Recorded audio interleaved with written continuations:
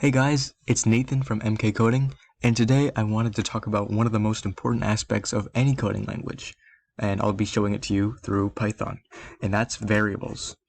Now, an easy way to think of variables is as a box that you put or assign values into, such as integers or strings, which I'll talk about. So here we have a classic variable. It's a word, and that means it is a string. So here is the variable.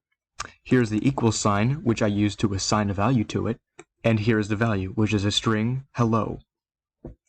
In Python, you don't need to declare what type of variable it is, but in other languages like JavaScript, you might need to say string first. And then one of the most important parts of variables is that you can use them in the code multiple times without having to type out the value that they have been assigned.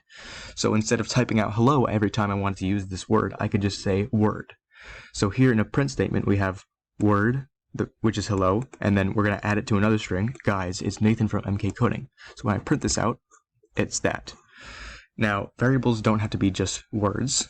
They can also be numbers. Again, in Python, you don't need to say what kind of number it is, but in like other languages, you might need to say integer or int, which is a whole number. There are other types of numbers like floats, which is a decimal. Now,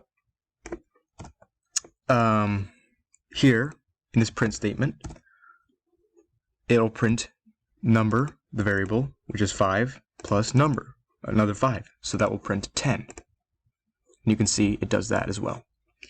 There are a variety of other kinds of variables, like chars, which is a single letter or number.